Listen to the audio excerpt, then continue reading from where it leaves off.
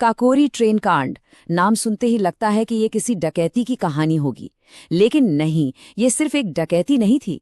ये भारत के स्वतंत्रता संग्राम का, आप कह सकते हैं, एक ऐसा मोड़ था जिसने ब्रिटिश साम्राज्य की जड़ों को हिलाकर रख दिया। तो चलिए इसकी पूरी कहानी को करीब से समझते हैं।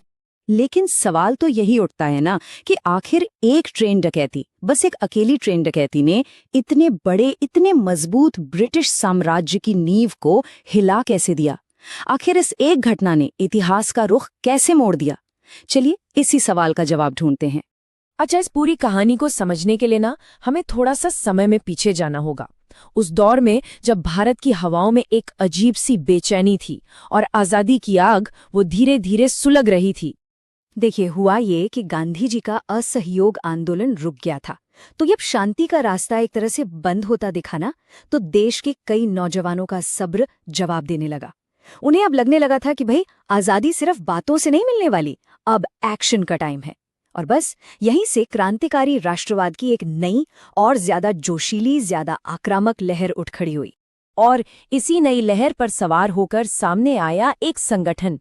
नाम था हिंदुस्तान रिपब्लिकन एसोसिएशन, जिसे हम एचआरए के नाम से भी जानते हैं। इनका मकसद बिल्कुल साफ था, एकदम क्लियर।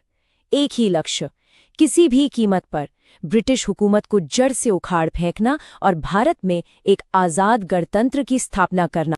तो ये समझना जरूरी है कि एचआरए के लिए काकोरी की ये घटना सिर्फ पैसे लूटना नहीं था। नहीं, बिल्कुल नहीं। उनके हर एक्शन के पीछे एक बहुत बड़ा मकसद छिपा था। सोचिए, पहला तो ये कि ब्रिटिश सत्ता को सीधी सीधी चुनौती देना।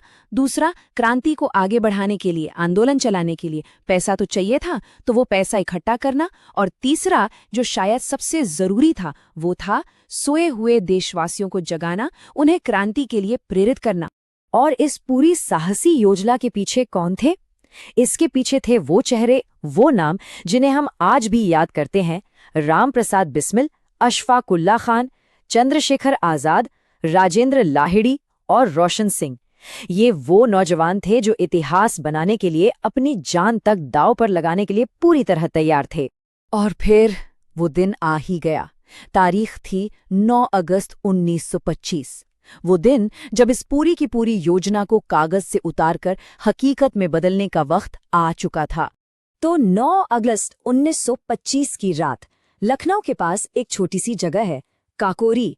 वहीं पर एचआरए के क्रांतिकारियों ने 8 डाउन पैसेंजर ट्रेन की चेन खींच दी। ट्रेन रुकी, लेकिन उनका निशाना ट्रेन में बैठे आम लोग नहीं थे। नहीं, उनका निशाना था ट्रेन में लदा हुआ ब्रिटिश सरकार का भारी भरकम खजाना। यहाँ एक बात बिल्कुल साफ कर लेनी चाहिए, ये लूट किसी के अपने फायदे के लिए नहीं थी, बिल्कुल नहीं।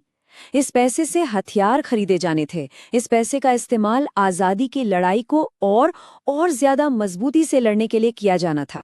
अब जरा सोचिए, इस एक घटना ने, इस दुस्साहस ने ब्रिटिश साम्राज्य को अंदर तक हिलाकर रख दिया था। और इतिहास गवाह है, जब भी किसी साम्राज्य को चोट लगती है तो वो पूरी पूरी ताकत से पलटवार करता है। और पलटवार हुआ भी।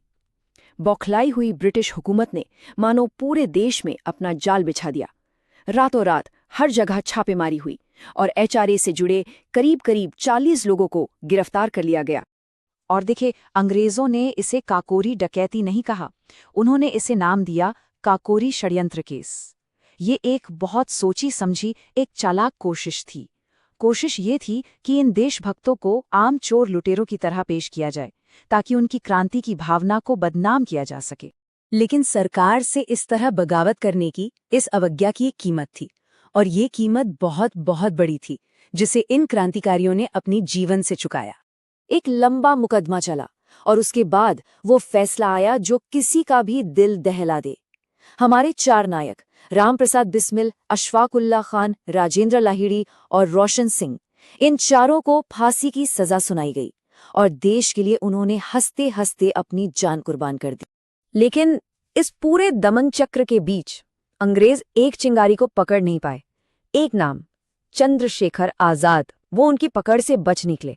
और यही वो चिंगारी थी जो आगे चलकर इस क्रांति की मशाल को कई सालों तक जलाए रखने वाली थी। तो सवाल उठता है कि क्या इन बलिदानों का कोई असर भी हुआ? क्या ये सब व्यर्थ गया? काकोरी कांड आखिर अपने पीछे क्या विरासत छोड़कर गया? सच कहूं तो यही इस पूरी कहानी का सबसे अहम हिस्सा है। देखिए, काकोरी कांड ने असल में 3 बहुत बड़े काम किए। पहला, इसने क्रांतिकारियों को संघर्ष का एक नया रास्ता दिखाया।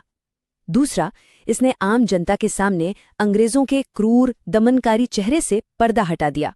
और तीसरा, जो सबसे बड़ी बात थी, इन शहीदों के बलिदान ने देश के हजारों लाखों नौजवानों के दिलों में आज़ादी की एक ऐसी आग जला दी जो फिर कभी बुझने वाली नहीं थी।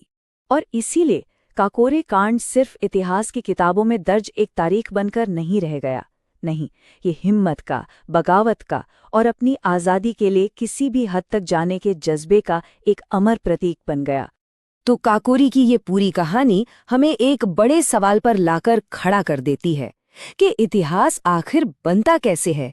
क्या इतिहास सिर्फ बड़ी बड़ी लड़ाइयों और संधियों से बनता है, या फिर हिम्मत और बगावत के ऐसे ही कामों से जो भले ही छोटे लगें लेकिन इतिहास की धारा को हमेशा हमेशा के लिए बदल देते हैं?